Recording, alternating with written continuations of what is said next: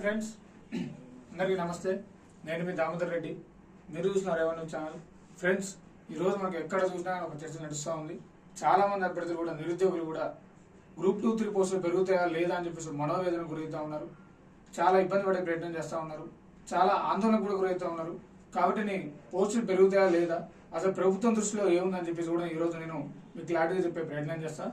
అభ్యర్థులారా, మీరు ఇక్కడ చూసుకోవచ్చు. టీజీపీఎస్సీ గ్రూప్ 2, 3 పోస్టులు పెరుగుతాయా, క్యాబినెట్ మీటింగ్లో ఏం జరగబోతుంది. ఈరోజు సాయంత్రం 4 గంటలకి క్యాబినెట్ మీటింగ్ కూడా ఉంది. కాబట్టి తెలంగాణ సీఎం రేవంత్ రెడ్డి గారికి తెలిసే విధంగా మనం కూడా ట్విట్టర్ ప్రోగ్రామ్ చేద్దామని చెప్పేసి నేను అనుకుంటా ఉన్నా. నేను ఆల్రెడీ ఇందాక ట్వీట్ కూడా చేసిన గ్రూప్లో. కాబట్టి దయచేసి దాన్ని రిపీట్ చేసే ప్రయత్నం చేయండి. ఎందుకంటే మనకి ఎన్ని విధాలుగా పాసిబుల్గా ఉంటే అన్ని విధాలుగా వెళ్ళాలి మనం. ఎందుకంటే గ్రూప్ 2, 3 పోస్టులు పెరిగితేనే మనకు న్యాయం జరిగినట్టు. ఎందుకంటే ఆనాడు కాంగ్రెస్ ప్రభుత్వం గ్రూప్ 2, 3 పోస్టులు పెంచే మేము ఖచ్చితంగా పోస్టులు పెంచుతామని చెప్పి చెప్పడం జరిగింది. కానీ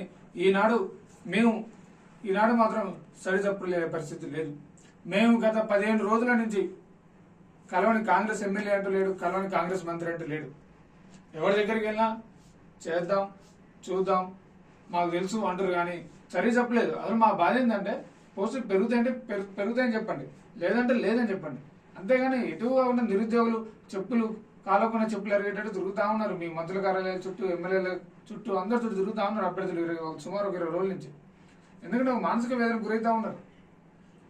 ఎవరు కూడా సీరియస్గా చదవలేకపోతున్నారు. సీరియస్ ఆస్పిరెంట్స్ అయినా సరే, ఎవరైనా సరే. ఎందుకంటే అది ఎగ్జామ్ జరుగుతుందా లేదా, మన పోస్ట్పోన్ అవుతుందా లేదా, పోస్టులు పెంపే అవకాశం ఉందా లేదా అని చెప్పేసి ఈ భ్రమలో ఉన్నారు చాలా మంది.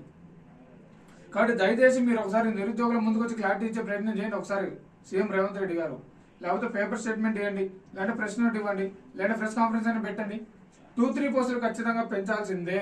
ఎందుకంటే ఆ రోజు మీరు సమాజ్ కూడా ప్రెస్ క్లబ్లో మాట్లాడుతూ గత పార్టీ మీద మీరు ఆరోపణలు చేశారు. ఏం చేశారంటే బిస్వాల్ కమిటీ కూడా 1,97,000 ఉద్యోగాలు ఖాళీ ఉన్నాయని చెప్పడం జరిగింది. మరి మీరెందుకు ఇవ్వలేదు ఉద్యోగాలు? మీరు అధికారంలోకి వచ్చే ముందు ఆ రోజు ఖచ్చితంగా 2 లక్షల ఉద్యోగాల మేనిఫెస్టో అని చెప్పేసి ముందే చెప్పడం జరిగింది. అయితే ఆ 2 లక్షల ఉద్యోగాల మేనిఫెస్టో నమ్మి నిరుద్యోగులందరూ కూడా కాంగ్రెస్ ప్రభుత్వం వస్తే మా బతుకులు మారుతాయి, మా జీవితాలు మారుతాయి, మా ఉద్యోగాలు మాకు వస్తాయి, నిరుద్యోగం అనే ఒక తోక మాకు తొలగిపోతుంది, అట్లయినా సరే మాకు న్యాయం జరుగుతాయని చెప్పేసి కూడా కాంగ్రెస్ ప్రభుత్వం అధికారంలో తీసుకొస్తే, ఇప్పుడు మీరు అధికారంలో ఉన్న వాళ్ళు కూడా నిరుద్యోగులను పట్టించుకునే పరిస్థితి లేదు. ఎందుకు ఇట్లా? అవసరం ఉన్నంత వరకు ఒకసేపు, అవసరం అయిపోయిన తర్వాత ఇంకో విధంగా. కొంతమంది చాలా మంది కూడా అశోక్ నగర్లో ఉండి కాంగ్రెస్ పెద్దలు కూడా చాలా మంది కూడా కొంచెం నెగిటివ్గా మాట్లాడే ప్రయత్నం చేస్తూ ఉన్నారు.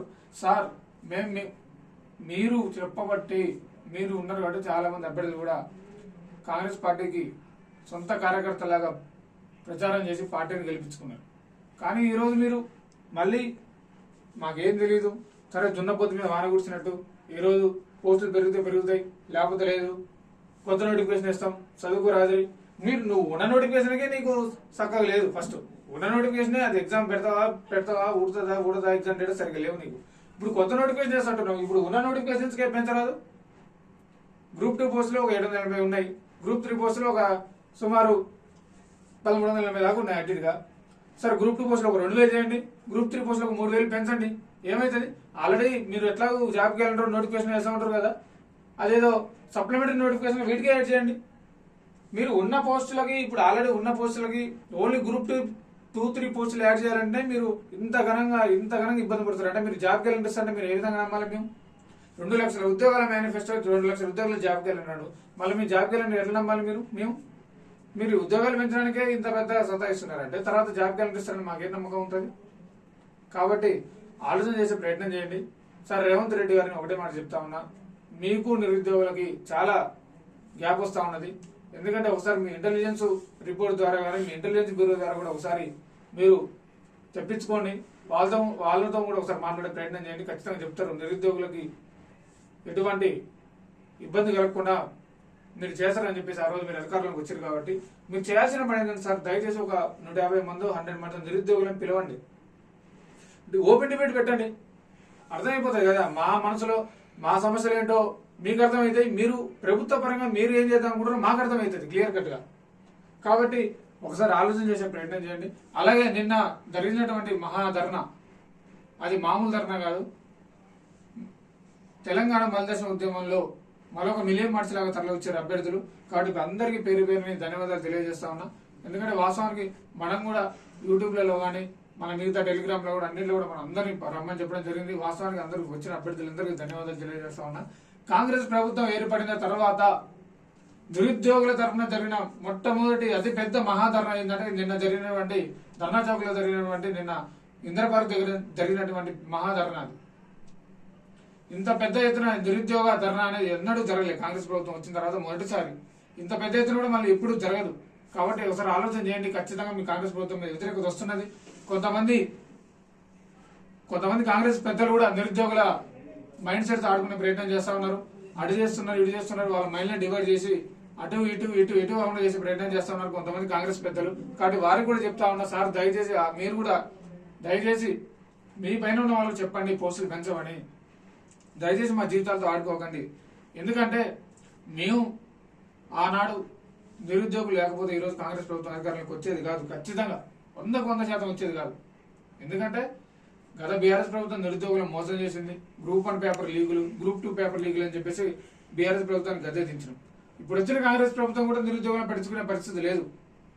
కాబట్టి మళ్ళీ మిమ్మల్ని కూడా గద్దెదించడానికి మీ వెనకాడ పోవని చెప్పేసి నేను చెప్తా ఉన్నా. ఎందుకంటే నిరుద్యోగులతో పెట్టుకున్న ఏ ప్రభుత్వం కూడా ఇంతవరకు కరెక్ట్గా లేదని ఉండదు అని చెప్పేసి నేను చెప్తా ఉన్నా. ఈ రోజు మన రాష్ట్రంలో చూసుకున్నట్టయితే రైతు ఆత్మహత్య అంతా కూడా నిరుద్యోగుల ఆత్మహత్యలు ఎక్కువైపోతున్నాయి. 30 ఏళ్ళు వస్తాయి, జాబ్ ఉండదు, పెళ్లి కాదు, జుట్టు ఊడిపోతుంటది, గడ్డం తెల్లగైతుంటది, ఉన్న నోటిఫికేషన్ సరిగా ఉండవు, పోస్టులు పెంచమంటే సబ్మిట్ చేయరు. ఆ ఉన్న పోస్టులకు కూడా ఎగ్జామ్లు ఎప్పుడు పెడతారో తెలియదు. ఆ పెట్టిన ఎగ్జామ్లు కూడా లీక్ అవుతాయి.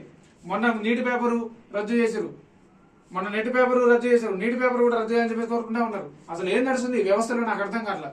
రాను ఎడ్యుకేషన్ అనేది బాగా వెరీ చీప్ అంటే చీప్గా అయిపోతున్నది.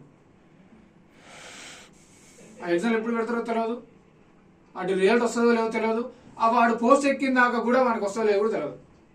మీరు చూసుకుంటే గురుకులం వాళ్ళకి కూడా వాళ్ళకి అపార్ట్మెంట్ ఆర్డర్లు ఇచ్చి ఇంతవరకు పోస్టులు వేయలేదు. వాళ్ళకి గ్రూప్ 1 సంబంధించి కూడా 1 స్టాండర్డ్ చేయాలని చెప్పేసి కూడా చాలా మంది అభ్యర్థులు కోరుతా ఉన్నారు. దాని గురించి కూడా ఒకసారి మనం మాట్లాడే ప్రయత్నం చేద్దాం.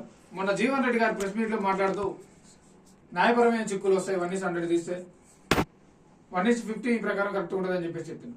మరి అంతకుముందు ప్రతిపక్ష నేతగా ఉన్న బట్టి విక్రమార్క గారు అసెంబ్లీలో మాట్లాడుతూ 1 స్టాండర్డ్ ఖచ్చితంగా ఇవ్వాల్సిందే, ఇది సాధ్యమైతే అని చెప్పేసి చెప్పడం జరిగింది.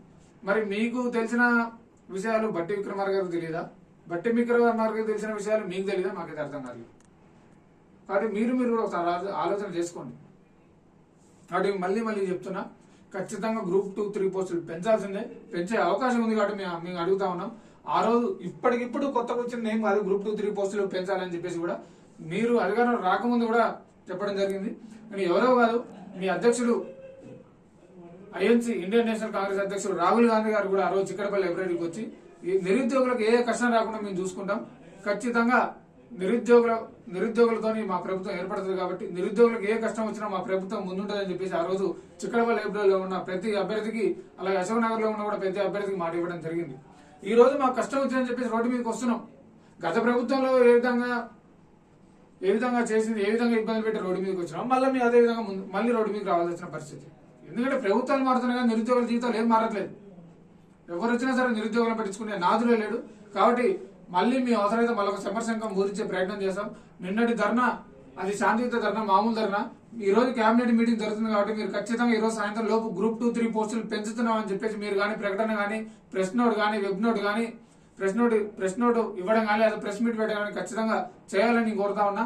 లేదంటే తర్వాత మాత్రం మళ్ళీ మీ పెద్ద ఎత్తున నిరుద్యోగులందరూ పెద్ద ఎత్తున రోడ్డు మీదకి వస్తే మాత్రం మళ్ళీ మీకే ఇబ్బంది అవుతుంది. ఎందుకంటే మీ ప్రభుత్వం వచ్చి కూడా 6 నెలలు కావట్లేదు, ఇంతలోనే ఇంత తీవ్రత వ్యతిరేకత వచ్చిందా అని చెప్పేసి మళ్ళీ మీరే ఇబ్బంది పడాల్సిన అవసరం వస్తుంది. కాబట్టి ఖచ్చితంగా మీరు ఒకసారి ఆలోచించండి. గ్రూప్ 2, 3 పోస్టులు ఖచ్చితంగా దీంట్లో పెద్ద ఏం కాదు, ఇది 5 నిమిషాల పని. ఆ రోజు మీరు కుమార్ ఆంటీ దగ్గర కొంచెం ఇబ్బంది అవుతుందని చెప్పేసి అమ్మటే రేవంత్ రెడ్డి గారు స్పందించి 10 నిమిషాలు కుమార్ ఆంటీకి నీ అండగా నేనున్నా, ఆ షాప్ నేను చూసుకుంటా అని చెప్పి చెప్పడం జరిగింది. సార్ మరి ఇప్పుడు ఇంత పెద్ద ఎత్తున ఇంతమంది నిరుద్యోగులు, నేను సుమారు 5,000 మంది నిరుద్యోగులు ఇందిరా పార్క్ ధర్నా చౌక్ దగ్గరకు వచ్చి శాంతియుతంగా నిరసన చేసి సుమారు 5 గంటల సేపు శాంతియుతంగా ధర్నా చేసినారు. మరి మీకు అది అవ్వలేదా? ఆ రోజు మీరే చెప్పారు కదా, నిరుద్యోగులతోనే కాంగ్రెస్ ప్రభుత్వం ఏర్పడింది, నిరుద్యోగులు ఆ రోజు ప్రమాణ స్వీకారం ముందు రోజు చెప్పారు కదా, నిరుద్యోగం లేకుండా కాంగ్రెస్ ప్రభుత్వం వచ్చేది కాదని చెప్పేసి. కాబట్టి ఖచ్చితంగా దీని మీద స్పందించండి, నిరుద్యోగులకు న్యాయం చేయండి. ఎందుకంటే ప్రతి నిరుద్యోగి కూడా ఒక కాంగ్రెస్ కార్యకర్తలాగా ప్రతి ఊరు తిరిగి కష్టపడ్డారు మీకోసం.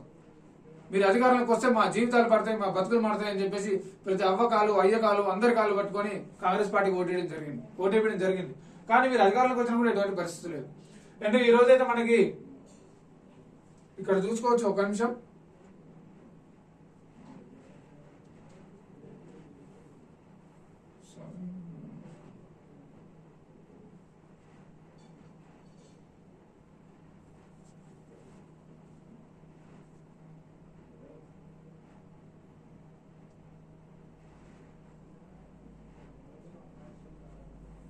ఇక్కడ చూసుకోవచ్చు మీరు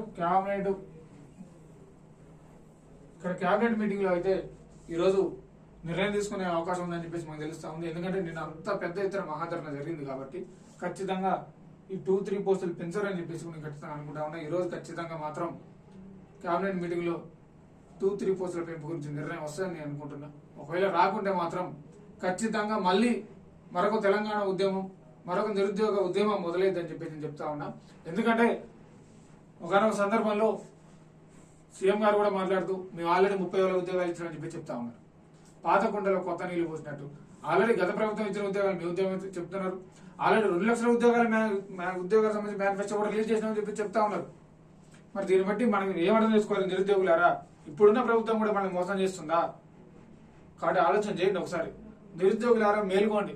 ఎందుకంటే మనం సోబరమోతులో ఉన్నంత కాలం మనల్ని ఎవరు ఏం చేయలేడు. ఎందుకంటే ప్రతి ఒక్కరికి స్వార్థం, ప్రతి ఒక్కరికి భయం. ఎందుకంటే ఎవరి స్వార్థం వాడిది. సమస్య నాకు వస్తే కానీ నేను బయటికి రాలేను, సమస్య వేరే వాళ్ళు లేదు, నాకు అవసరం లేదు. ఎవడో ఒకటి పోయి చేయాలి, ఎవరో ఒకరు చేస్తారు, మాకు న్యాయం జరుగుతుంది. ఎప్పుడు ఎవడో ఒకరు రావాలి, ఏదో చేయాలి. మేము మాత్రం హ్యాపీగా స్టడీ హాల్లో కూర్చుంటాం, బయట కూర్చొని అన్నీ చేస్తుంటాం.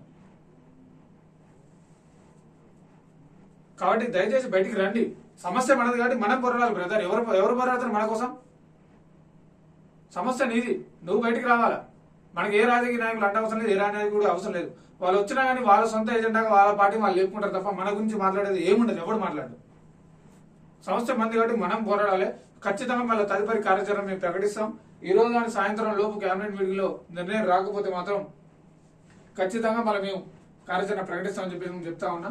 అలాగే 2 లక్షల ఉద్యోగాల మేనిఫెస్టో అన్నారు, అది కూడా మరి చూద్దాం. అలాగే జియో ఫార్ట్ సంబంధించి అది కూడా సరైన నిర్ణయం తీసుకుంటారని చెప్పేసి నేను అనుకుంటా ఉన్నా. మరి గ్రూప్ 2-3 పోస్టుల్లో పెంపుదల వల్ల చాలా మంది అభ్యర్థులు కూడా ఇంకో మాట్లాడుతూ ఉంటారు. ఒకవేళ గ్రూప్ 2-3 పోస్టులు పెంచితే మళ్ళీ వాయిదా పడుతుంది, మాకు సీరియస్ హాస్పిటల్కి ఇబ్బంది అవుతుందని చెప్పేసి కూడా చాలా మంది అభ్యర్థులు అంటూ ఉన్నారు. సీరియస్ హాస్పిటల్స్ ద్వారా మీరే గుర్తించండి ఒకసారి. పోస్టులు పెరిగితే మీకే మంచిది. ఎందుకంటే మీరు ఆల్రెడీ రివిజన్ చేసి ఉంటారు కాబట్టి ఇంకొక సుమారు గ్రూప్ 2లో 2,000, గ్రూప్ 3లో 3,000 పెరిగితే మీకే చాలా మంచిది. ఆల్రెడీ రివిజన్ చేసి ఉంటారంటే మీకే ఉద్యోగం వస్తుంది. ఇప్పుడు ఆల్రెడీ కొత్తగా ఇప్పుడు సపోజ్ ఒకవేళ పోస్ట్ పోన్ అయ్యి కొత్త వారికి అవకాశం ఇచ్చినా కొత్త వారికి సిలబస్ మీద అవగాహన రావడానికి సంవత్సరం పడుతుంది. కాబట్టి ఇంకా మీకే ఎక్కువ అవకాశం ఉంటుంది. ఖచ్చితంగా మీకే పోస్టులు వచ్చే అవకాశం ఉంటుంది, జాబ్ వచ్చే అవకాశం ఉంటుంది. కాబట్టి మీరు ఖచ్చితంగా ఒకసారి ఆలోచన చేయండి. మీరు కూడా కొంచెం సపోర్ట్ చేస్తే బాగుంటుందని చెప్పి కూడా చెప్తా ఉన్నా. అండ్ అలాగే మరొకసారి నిన్న మహాధరణకు తరలి వచ్చిన నిరుద్యోగులందరికీ కూడా పేరు పేరున ధన్యవాదాలు తెలియజేస్తా ఉన్నా. నేను ఈ రోజు సాయంత్రం మళ్ళీ కేబినెట్ మీటింగ్ లో సరైన నిర్ణయం రాకపోతే మళ్ళీ తదుపరి కార్యాచరణ గురించి మీకు ఖచ్చితంగా తెలియజేస్తాం. కాబట్టి అభ్యర్థులారా మీరు ఎవరు ఆందోళన చెందాల్సిన అవసరం లేదు, ఎవరు భయపడాల్సిన అవసరం లేదు. మీరు దయచేసి టెన్షన్ అయితే పడకండి, ఎవరేం టెన్షన్ పడకండి. ఎందుకంటే సరే మన వంతు మనం ప్రయత్నం చేస్తున్నాం, మన వంతు ప్రయత్నం ఖచ్చితంగా కావాలని చేస్తాం మనం. ఎందుకంటే ఇప్పుడు ఫర్ ఎగ్జాంపుల్ మనం చదువుతున్నాం, ఉన్నది 723 పోస్ట్ 788 పోస్టులు గ్రూప్ 2 అప్లై చేసిన 5 లక్షల మంది. 5 లక్షల మందికి వస్తాయంటే రాదు, అందరూ రాదు. కానీ నేను చదువుతున్నా కాబట్టి నాకు వస్తాయని నమ్మకంతో చదువుతున్నాం. ఇది కూడా అంతే, ఖచ్చితంగా పోస్టులు పెరుగుతాయని చెప్పేసి నమ్మకంతో మనం ముందుకెళ్దాం. ఎందుకంటే ఫస్ట్ యుద్ధం చేయాలి. నువ్వు ఓడిపోతామా గెలుస్తామా తర్వాత సంగతి ముచ్చట. యుద్ధం చేయడం మన వంతు, యుద్ధం చేసుకుంటూ ముందుకు వెళ్ళిపోవడమే. అది ఓడడమా గెలవడమా తర్వాత సంగతి, తర్వాత ముచ్చట అదంతా. కాబట్టి నీ ముందు మళ్ళీ ఇంకో మాట కూడా చెప్తున్నా, పోరాడితే పోయేది లేదు, బాధ్యత సంఖ్యలు తప్ప. ఇప్పటికైనా నిరుద్యోగులారు ఒకసారి బయటికి రండాయా. సమస్య మనది, మనం పోరాడాలా. ఎవడు బయటికి రాడు. ఇట్నే ఉంటాయి నిరంతరం కుళ్ళిపోయిన ఎముకలాగా ఇట్నే ఉండిపోతాం మన జీవితాంతం. మనం ఏమీ చేయలేం, మన వల్ల ఏది కూడా కాదు. సమర్థుడు ఇంట్లో కూర్చున్నంత కాలం అసమర్థుడి పాలన కొనసాగుతూనే ఉంటుంది. దీన్ని మీరు ఒకసారి ఆలోచన చేయాలి. కాబట్టి ఒకసారి గుర్తుంచుకునే ప్రయత్నం చేయండి. మళ్ళీ ఒకసారి చూసుకోవచ్చు. ఇక్కడ మీరు గ్రూప్ 2, 3 పోస్టులు పెరుగుతాయా లేదా కేబినెట్ మీటింగ్ లో ఈరోజు నిర్ణయం తీసుకునే అవకాశం ఉందని కూడా మనకు తెలుస్తా ఉంది. ఇది ఈ రోజుకున్న వీడియో అయితే నేను మళ్ళీ ఒక అప్డేట్తో మీ ముందుకు వచ్చే ప్రయత్నం చేస్తాను. ఒక నిమిషం వచ్చిందా?